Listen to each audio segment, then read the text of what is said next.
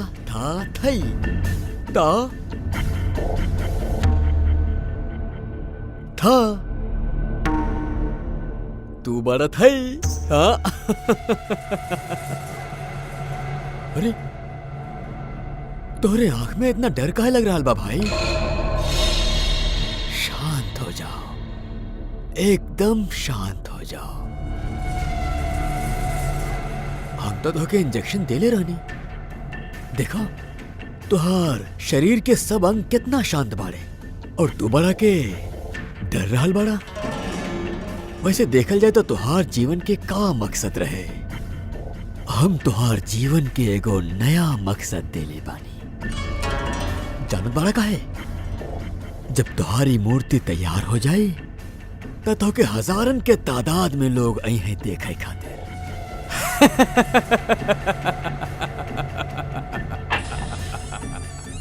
Hello सर। कंचन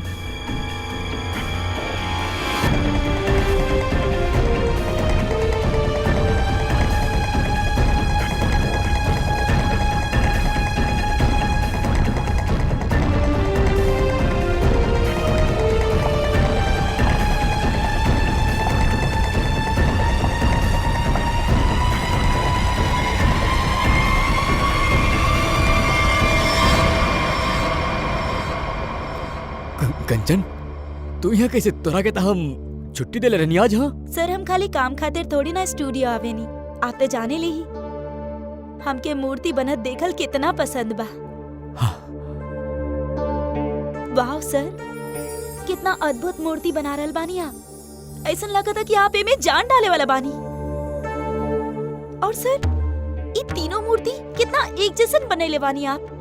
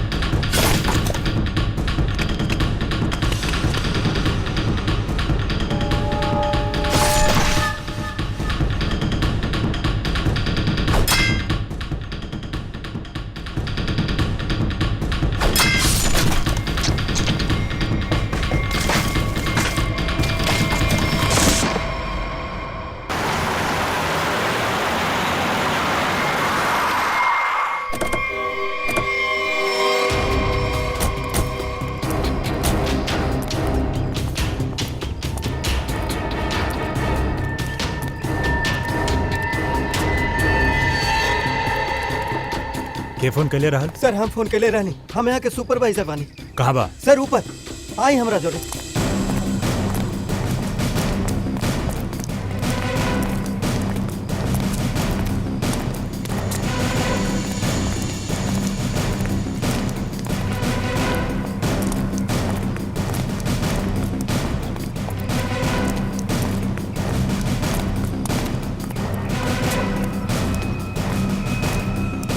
आई सर, वहां पर सर। आज सुबह जैसे ही हमारे वर्कर लोग काम शुरू कैलस, ये प्लास्टर उखड़ के अचानक नीचे गिर गई तो हमनी कहीं नजर आई। हम लोग कोनो रिस्क ना लेवल चाहते रहनी, यही से तुरंत आपके कॉल कर ली सर। आप जरा कोनो हथौड़ी वगैरह दी हमके? हाँ हाँ सर।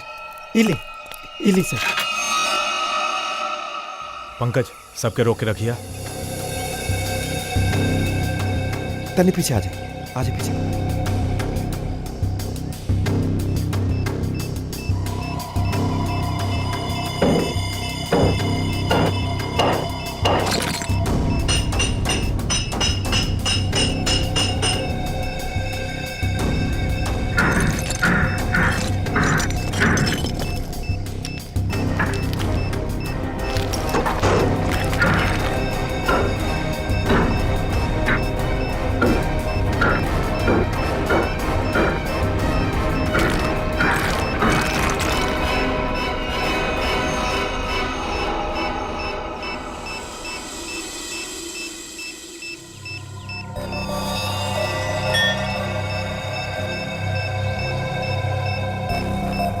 पीछे पीछे।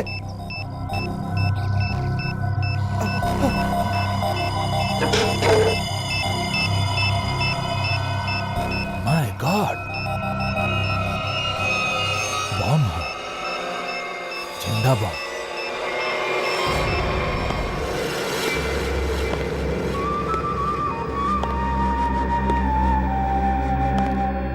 चुप, खामोश। ले प्रतांबा हमके चाहिए, कोनो भी कीमत पे चाहिए, कैसे भी चाहिए। कोई रास्ता में आवे, बीच में आवे तो उड़ा दे, शूट कर दो ओकरा। Yes boss. All clear? Clear. और वो कहाँ बड़े, कहाँ बा बिके?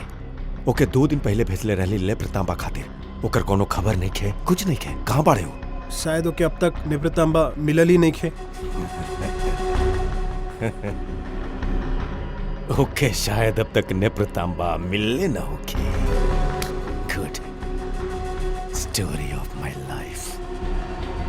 सब गधा हमरे खातिर काम करेले। अगर तू लोग के कल तक नेप्रतांबा ना मिलल तो शायद एकरे बाद तू लोग काम करे लायक न बचबा। लगता हमरे कुछ करे की पड़ी।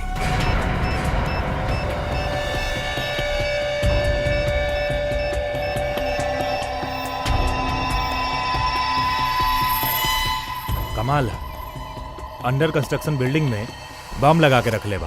का मतलब भाई के जब यहाँ पे लोग रहे आई तो सबके सब मरल जाए? इतना बड़ साजिश के कैले सी सब आए? सर हम एकरा बारे में कुछो न जानत रहली सर। अगर वो प्लास्टर उखड़ के नीचे न गिर जाए तो हमरा एहू न पता चलित कि एकर पीछे कोनो बम बा। झूठ मत बोल, समझ ले।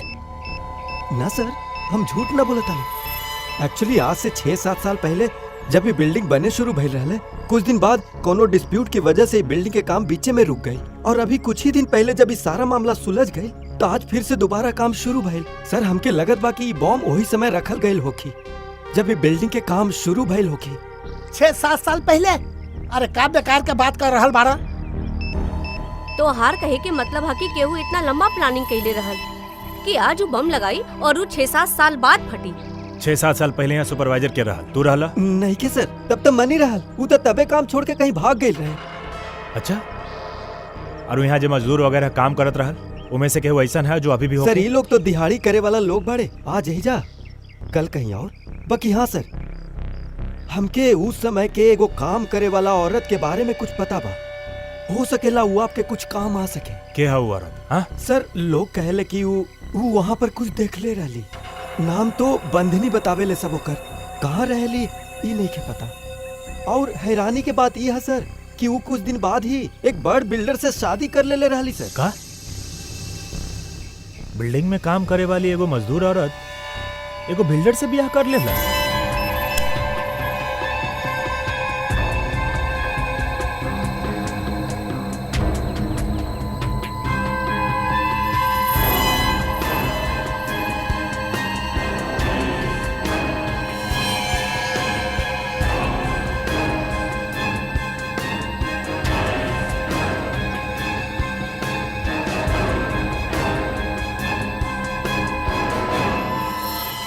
सर ये जिंदा बम रहल, हम डिफ्यूज कर देनी।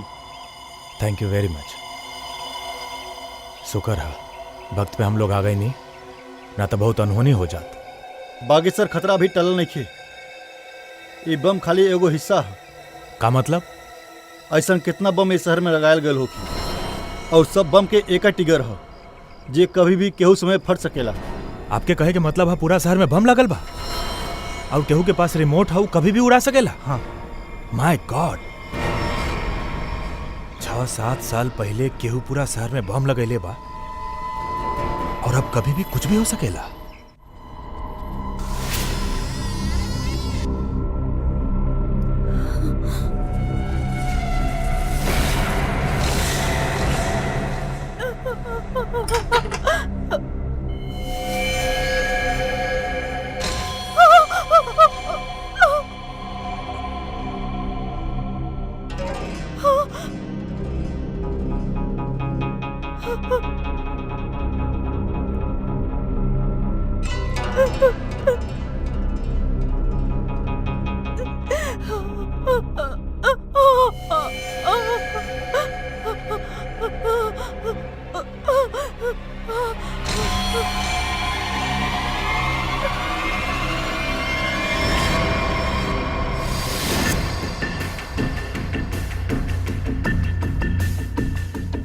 बस कंचन आ गई।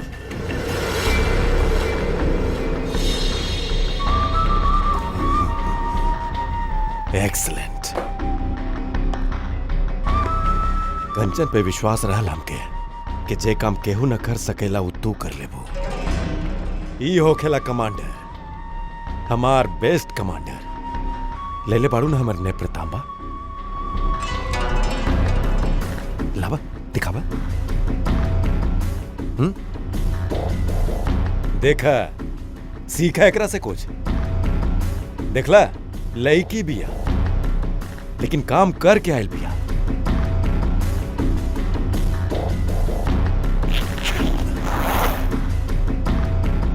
सीखा कुछ एकरा से।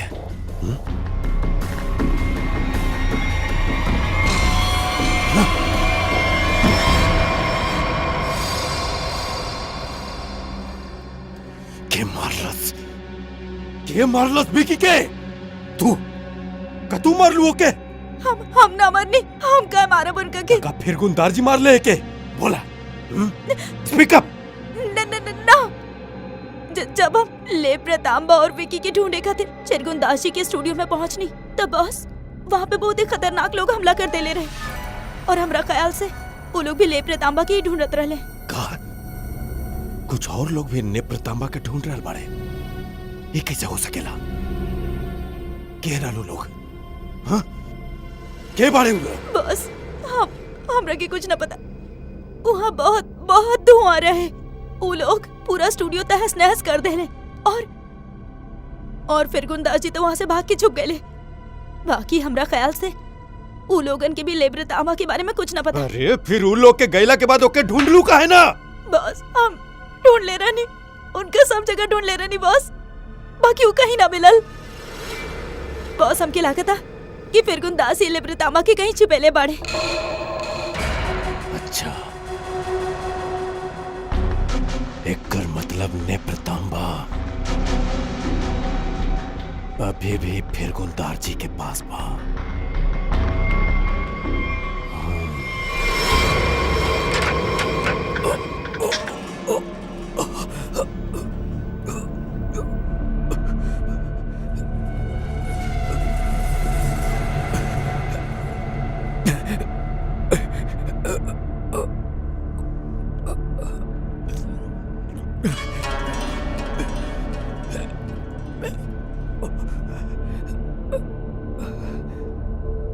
सरकार दिले,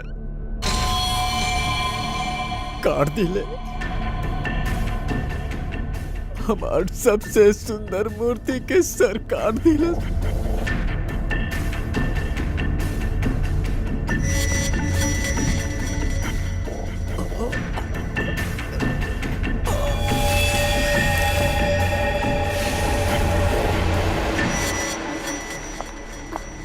ठीक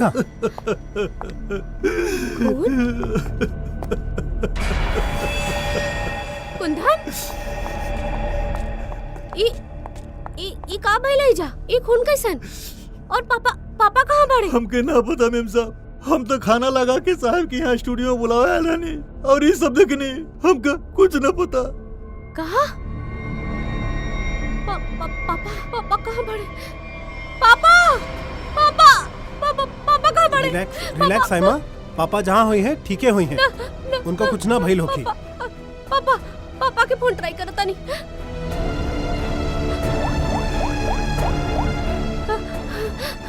पापा वो फोन ना उठावले। कुछ भइल तारा पापा के। रिलैक्स, हिम्मत रखा। जबरदस्त हाथापाई भइल भैया। ये देखा, वहां से लेके यहाँ तक खून के निशान चारों तरफ दिख रहा बा। हाँ सर, जौन तरह से तोड़ फोड़ भइल बा, एके देख के लगा था कि जे भी ये सब कहले बा बहुत गुस्सा में रहल। ये कोनो एक आदमी का काम नहीं हो सकत सचिन। 3 या 4 या फिर ओकरा से भी ज्यादा हो सकेले। ये देखा, ये चारों तरफ पैर के निशान दिख रहा बा। निखिल सर, तनी देखा ये खून के निशान कहाँ तक जा रहा बा। सचिन, श्रेया, आसपास चेक करा, कहीं कुछ मिला था का? सर का भइल हमार पापा के मरलस हमार पापा के बताई ना प्लीज। रम्या एक बात तो साफ बा कि एजा कुछ भयानक भइल बा। बाकी तोहर पापा के साथे का भइल बा अभी कल मुश्किल बा। यहाँ सबसे पहले आयल के रहे? साहब सबसे पहले हम ही यहाँ आयल रहनी। दोपहर के खाना खासी साहब के हम स्टूडियो से बुलाए आयल रहनी साहब, तब हम ये सब देखनी साहब। आप दोनों क्या ही? सर ई कुंदन हमने के घर के नौकर और ई अमित हमार बॉयफ्रेंड। सर हाँ ये देखिए सर, ये तलवार मिलल बा। तलवार? तो हमला तलवार से कर गेल रहे। सर आजकल तलवार के इस्तेमाल के करेला? ये तो निंजा तलवार लगाता। तो का निंजा लड़ाका लोग हमला कैले? मतलब कोनो प्रोफेशनल के काम बा।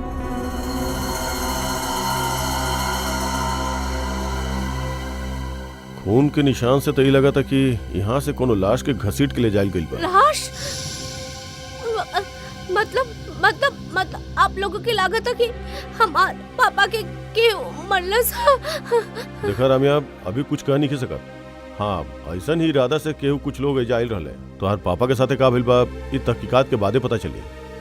सर ये घसीटे के निशान दरवाजे के बाहर जाके खत्म हो जाला। चला चल के देखल जाओ। रामिया तो हर पापा के एगो फोटो चाहिए। जी सर। सर खून के निशान बस यहीं जा तक बा। यहाँ तक तो खून के निशान दिख रहल बा। ई का लगा पहिया के निशान बा। सर ऐसन कैसन पहिया? का कोनो कार के पहिया इतना पतला हो खेला? ना श्रेया, कोनो गाड़ी के पहिया इतना पतला कैसे हो सकेला? ई कोनो और तरह के गाड़ी हो सकेला? सर फिर भी कौन तरह के गाड़ी हो सकेला जेकर पहिया इतना पतला होके? हो सकेला श्रेया हमला करे वाले के पास कोनो खास किस्म के गाड़ी रहा जेकर टायर इतना पतला है। या फिर यहाँ के कोनो गाड़ी होके मूर्तिकार के स्टूडियो है, मूर्ति बनावे खातिर सामान आवत जात होखी। एकर मतलब बा केहू लाश के घसीट के यहाँ तक ले आइल बा, ओकरा बाद ओकरा एक गाड़ी में रख के यहाँ से आगे ले गइल बा। ई तरफ जा रहल बा ई निशान। चला आगे चल के पता लगावल जाए।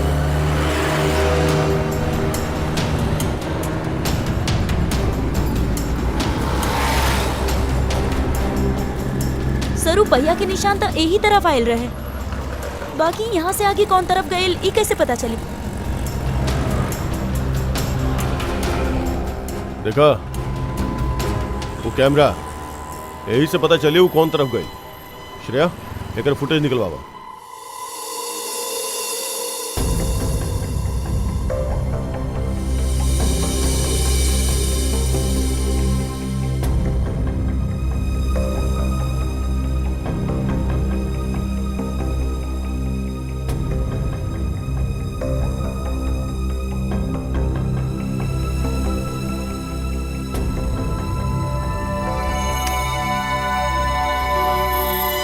तो फिरकुंदार जी के खून नहीं के भाई, बल्कि वो खुदे खूनी बाड़े। वो केहू के मरलस, लाश के घर के बाहर ले आई और हाथ गाड़ी का इस्तेमाल कैलस लाश के ठिकाना लगावे खातिर। सर एकर मतलब घर के बाहर जे हमने के पहिया के निशान मिलल रहे वो ये हाथ गाड़ी के रहल। हाँ श्रेया यही हाथ गाड़ी के जोना पे लाश डाल के वो ले गई। सर फिरकुंदार जी के यहाँ तो हमने के कईयों जूता के निशान मिलल रहे और वहाँ के जे हाल रहल ओके देख के तो साफ हो जाला कि हाथापाई काफी भइल हो जी। एग्जैक्टली का भइल रही तो फिरकुंदार ही बताइए। बाकी सर अगर फिरकुंदार जी केहू के मरलसा तो इतना बड़ रिस्क काहे ली? लाश के इतना भीड़ भाड़ वाला इलाका से काहे लेके जाए? अगर लाश के केहू देख ले होकर तब फिरकुंदार जी सोचले हो कि लाश के अच्छा तरह से लपेट के हाथ गाड़ी पे डाल के ले जाओ तो केहू के शक ना होगी। बहुत चलाक बा। देखा था नहीं आगे कहाँ तक जाएगा।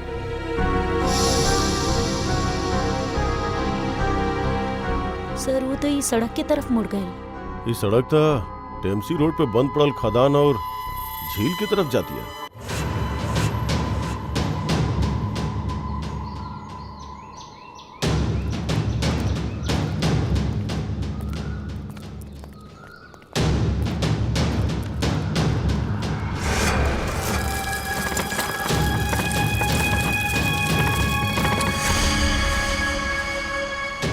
सर पहिया के निशान तो और भी आगे जा रहा बा।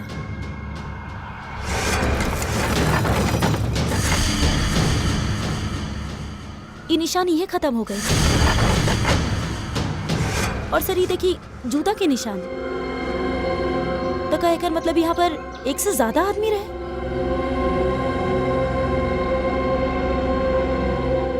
ये सब जूता के निशान फिरकुंदार के ही बा।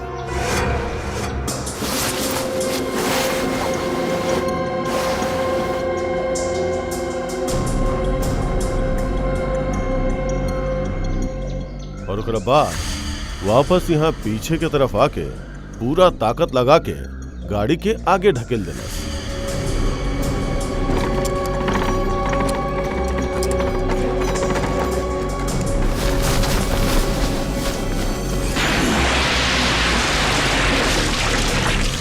वो आदमी गाड़ी हजे ले आयल और यहाँ से नीचे फेंक देलस।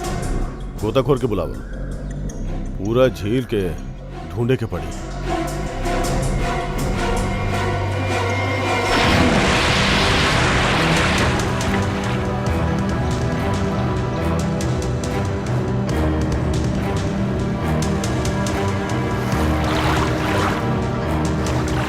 तू तरफ जा।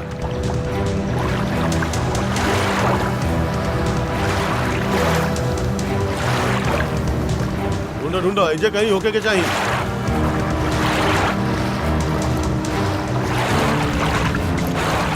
इस तरफ आ जा।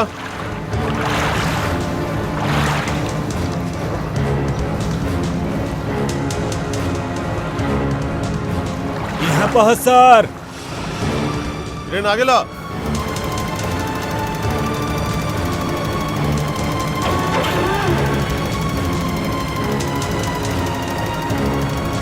लाश के बांध के क्रेन पे लटका था।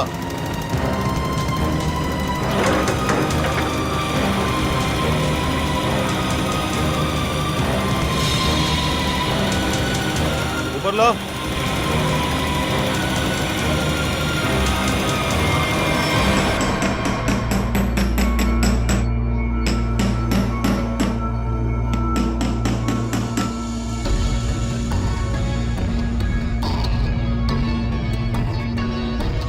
फिंगरप्रिंट्स मिलल सारिका? हाँ मिल गए। शुक्र है भाई कि सीमेंट ज्यादा सूखल न रहा, न तो छोटा सा हथौड़ी से के तोड़े में पता न कितना वक्त लगत। अरे सर तो प्रॉब्लम का बा, अगर सूख गइल बा तो बड़का हथौड़ा उ जो स्लेज हैमर होखेला ना उसे मार के फाड़ दी। पंकज ए में लाश तो संभाल के करे के पड़ी। बाकी एगो बात समझ में नहीं आ रहा कि खूनी लाश के सीमेंट के अंदर ही काहे छिपा के रखलस। हाँ बॉस, ई तो वाकई एगो मिस्ट्री है। हमके तनी फोर्सेप दिया। हाँ सर। काबिल सर, कुछ मिलल का?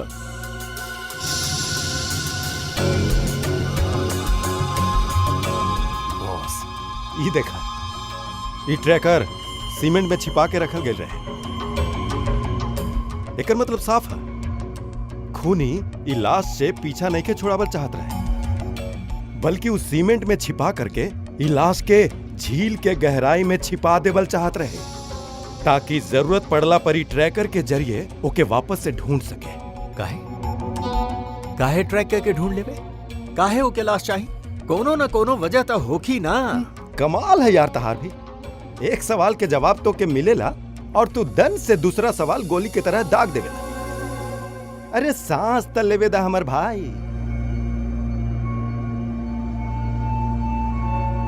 ओह सारिका, ये देख लू तू। अब का मिलल सर? बॉस एक एक गर्दन पर छोटा छोटा खून के धब्बा, और वो धब्बा एक किस्म के हैमरेज है, पिटीसियल हैमरेज। एकर मतलब एकर गर्दन के जो छोटा छोटा बारीक बारीक नस रहल ओकरा फट जैसे वहां से खून निकल रहल। ये देखा यहाँ पर ड्राई म्यूकस और सलाइवा भी बढ़े। एक मिनट सालूम के, एक मिनट। जयंती सर। तुमके कुछ समझ में आई जे डॉक्टर सालूम के समझेले? सर हम नहीं खे ना, हमके भी समझ में ना आई। हम समझावत नहीं बॉस, हमार कहे के मतलब ई है कि ई आदमी के मार के सीमेंट में न चुनल गई है, बल्कि एके जिंदा सीमेंट में चुनल गयल रहे, जिंदा। और एकर मौत के वजह बा दम घुटल। दम घुटे से मौत भइल? जी हाँ। केहू के मारे के इतना भयानक तरीका? सिलगुंदारजी की बेटी के भी पता ना होगी कि ओकर बाप इतना बेरहम इंसान है। हमार पापा के खूनी? का बकवास कर रहल बानी आप लोग? फिरगुंदार जी ही खूनी बाड़े। और तू जाने लू ओ कैसे मरले? हाँ, जिंदा इंसान के सीमेंट के अंदर दफन कर देले। का? हाँ, तोहार पापा एगो जिंदा आदमी के मूर्ति बना देले। बेचारा सीमेंट के अंदर घुट के मर गेलू। ओकरा बाद ओकर सर के तलवार से काट देले। नहीं खे, हमार पापा ऐसा ना कर सकेले। आप लोगन के जरूर कोनो गलतफहमी भइल ह। कोनो गलतफहमी नहीं के बेलम नहीं के। सीसीटीवी फुटेज में साफ साफ दिखाई दे रहल बा। वो लाश के हाथ गाड़ी पर डाल देले, ओकरा बाद वह झील में ले जाके फेंक देले ताकि केहू के लाश न मिले। ओह गॉड, अब कहाँ बाड़े हो? अब तक तो पता नहीं के, बाकी जल्दी से जल्दी ढूंढ लिहल जाई। नहीं खे, पापा ऐसा ना कर सकेले। अमित, पापा के ढूंढ के लावा, पापा के ढूंढ के लावा ना। परेशान मत हो कि राइमा, हम पापा के लेके आए। पापा के वो कबो केहू के ना मार सकेले। राम्या मीर साहब, आप संभालिए अपने आप के, सब कुछ ठीक हो जाई। साहब वापस आ जाए हैं। सब पूरा स्टूडियो छान लेनी, लेकिन वो हाथ गाड़ी कहीं नहीं के मिलल।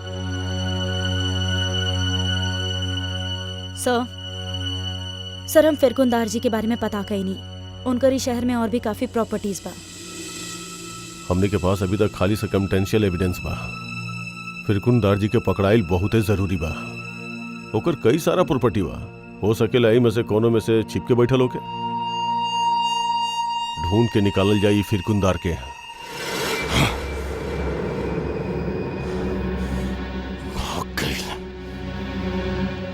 भाग गईल हमर निवृत्तांबा लेके। और तू लोग खड़ा खड़ा गधा की तरह देखत रहला। निकम्मा करके मुफ्त के रोटी तोड़त रहला तू लोग।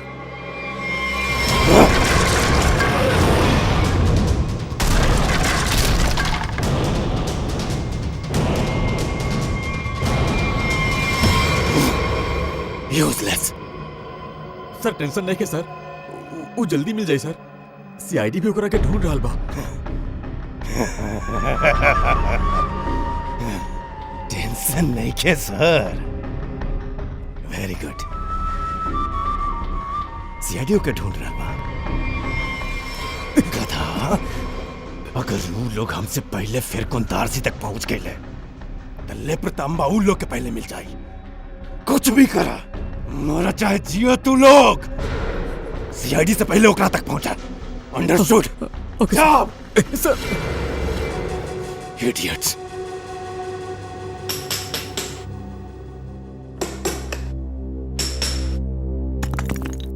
फिरगुंदार जी जैसन मूर्तिकार के केहू के खून करे के का जरूरत पड़ल?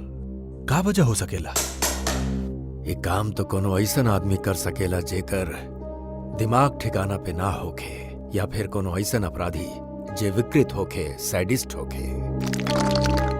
सालू के सर, कुछ दिख रहा है यहाँ पे। हाँ फ्रेडी, कुछ बा, लेकिन का बा?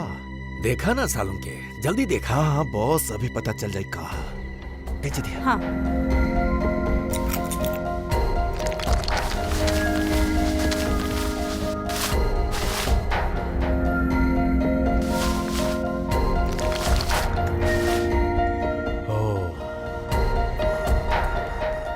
वाह सर, कितना सुंदर है। बहुते पुराना है। 1000 साल पुराना लग रहा बा। फिर तो बहुत महंगा होगी। और का सर, एकदम एंटिक लग रहा है बा। पुराना चीजन के शौकीन एकर मुंह मांगी कीमत दी है। अभिजीत, कोनो जिंदा आदमी के शरीर में एक रखा बा और फिर वही जिंदा आदमी के चीज के साथ सीमेंट के अंदर चुन देहब और फिर ओके झील में फेंक देहब। बहुत बड़ चक्कर है ये चीज के पीछे। अब एकर असलियत सिलगुंदार जी ही बता पाई। लगा था काफी समय से बंद भाई जगह। और यहाँ तक कहीं आसपास हाथ गाड़ी भी दिखाई नहीं के देत। तनी आसपास चेक करो।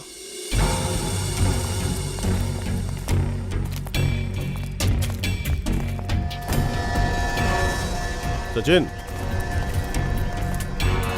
हाथ गाड़ी है जरा, ये देखा पहिया के निशान।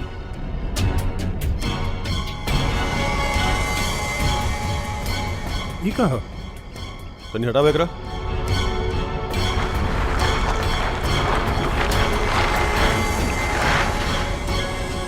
ये रहल हाथ गाड़ी।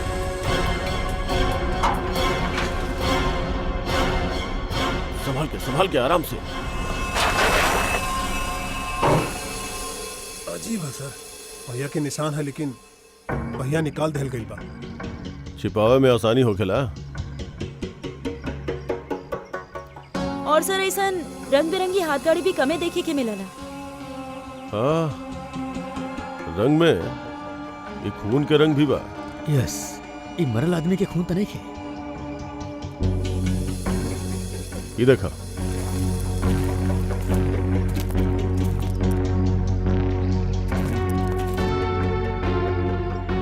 केहू के घसीट के ले जाल गइल बा। ये देखिए सर, खून की बूंद। जमीन गीला बा। तनी एजा खुदा था।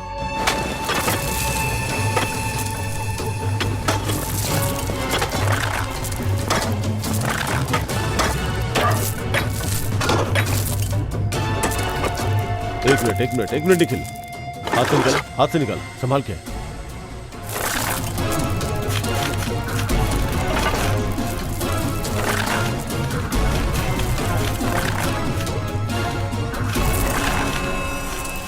इधर फिर कुंदार जी बाड़े। निकाला। एक मिनट संभाल के। इस तरफ संभाल के।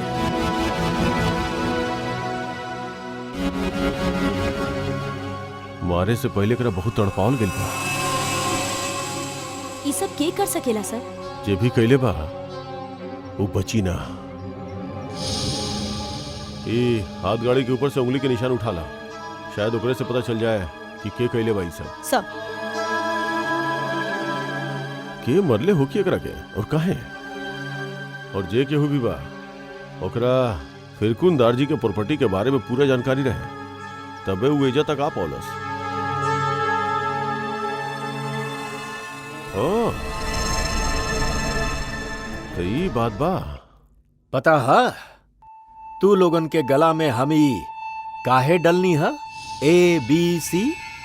कहे कि हमनी के तलवार और हाथ गाड़ी के ऊपर से उंगली के निशान मिलल बा, और बहुत जल्दी पता चल जाए कि उंगली के निशान बा के कर।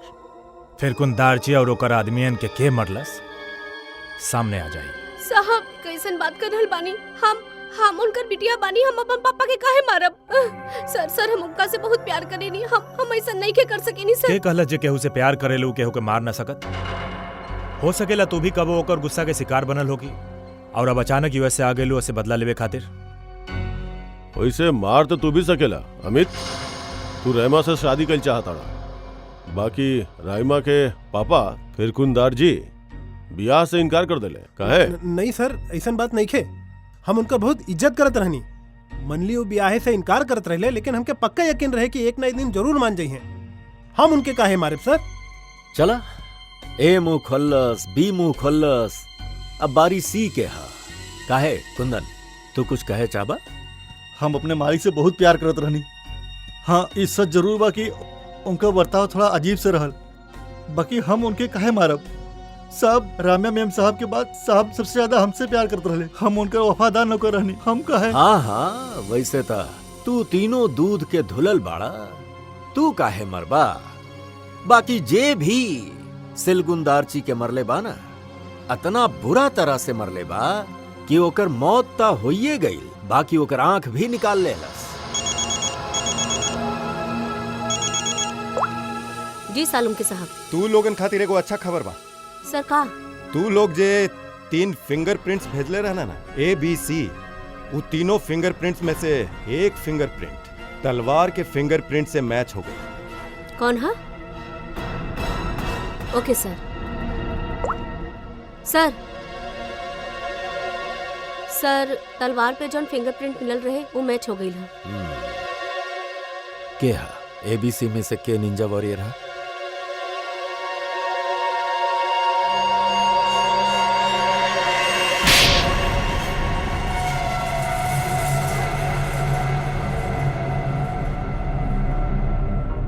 सर हम मानता नहीं कि हम निंजा के साथ मिलके फिर कुदनाथ जी के स्टूडियो पे हमला कैले रहनी, लेकिन हम केहू के मरले ना रहनी सर। स्टूडियो पे ही काहे हमला कैला? काहे तबाही मचैले वहां पे? का ढूंढे गइल रहला? लेप्रतांबा लेवे गए रहनी सर। लेप्रतांबा ई कहा? सर हमरा एकरे बारे में कुछो नहीं के मालूम सर, बस खाली हमार निंजा टीम के लीडर के मालूम रहे। एकर इशारा पे करत रहला तू ये सब? हाँ, कटोरी डमटा? कटोरी डमटा? सर हम ई नाम के कोनो व्यक्ति के नहीं के जानत सर। हमके तो इजा हरपिस डोंगारा के वाइफ भेजले रहनी। कहा? हरपिस डोंगरा के वाइफ? ये तो कुछ बड़ ही मामला लग रहा बा सर। हरपिस डोंगरा के वाइफ भी शामिल बा और इस सब मर्डर लेप्रितांबा के चक्कर में हो रहा है। बिल्कुल सर, ऐसे ने भइल बा। तबे तो ये फिरकुंदार जी वो आदमी के मार के ओकर शरीर में वो ट्रैकर फिट कैले। कहाँ बिया ई हरपिस डोंगरा के वाइफ? सर हमरा के नहीं के मालूम। ओकर इशारा पे काम करेला और तोहरा नहीं के पता? नहीं सर हम सच बोला था नहीं, हमरा के कुछो नहीं के मालूम। यस सर। ओके सर। सर फिरगुनदार जी के खूनी के फिंगरप्रिंट हाथ गाड़ी पर मिलर फिंगरप्रिंट से मैच हो गई है। हाथ गाड़ी पे मिलल फिंगरप्रिंट से मैच हो गए।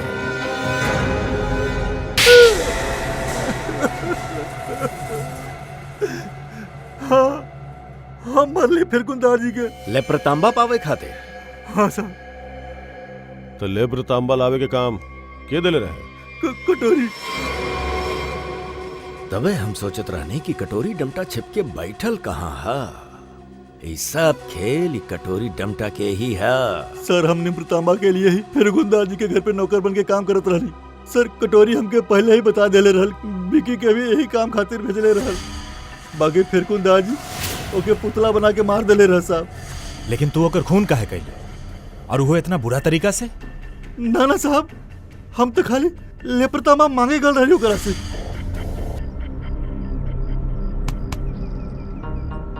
कुंदन तू यहाँ का करल बड़ा? लेप्रतांबा कहाँ है? लेप्रतांबा? तो के लेप्रतांबा से का मतलब बा? हाँ? वो जानल तोहार काम नहीं खे। तू खाली इतना बताओ कि लेप्रतांबा कहाँ है। तो उससे पहले भी हमरा से केहू लेप्रतांबा के बारे में पूछे आयल रहे। बताओ ओकरे साथ हम का कहनी? अपन यही हाथ से ओकर मूर्ति बना देनी, ओके चांद से मार देनी।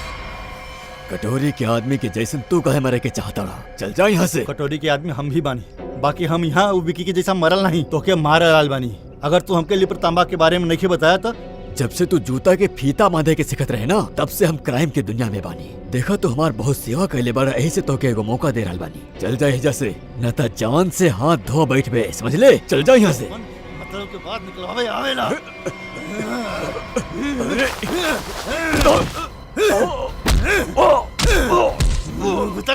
बता लेप्रतांबा का कहाँ छुपाया है?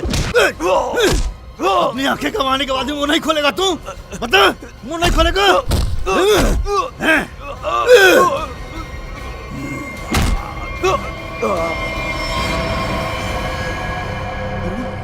फिरगुन हमें कह के मार देने का? अगर कटोरी के पता चलल कि हम लेप्रतांबा के पता चले के पहले ही एकरा के मार देहनी, कटोरी हमके जिंदा न छोड़ी। ये लाश की कहीं छिपावे के होगी, कहीं छिपावे के होगी। यही से सबसे पहले हम लाश के छिपा देनी, फिर वो हाथ गाड़ी भी छिपा देनी। साहब ऐसन का खास हा उ लेप्रतांबा में जे कटोरी इतना परेशान है ओके पावे खातिर?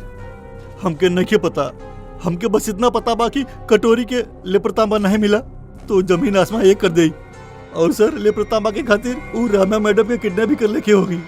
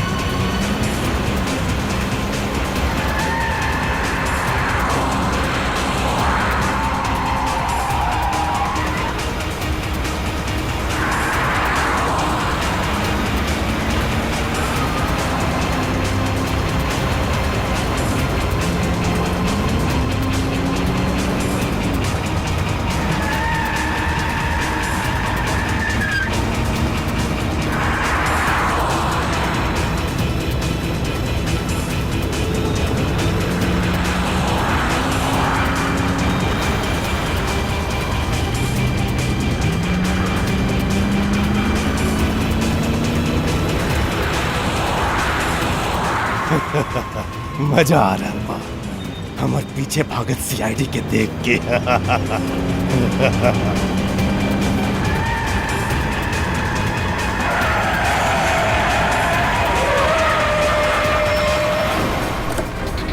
हटाओ, पीछे कर। बाय बाय दया, फिर मिला बहुत जल्दी।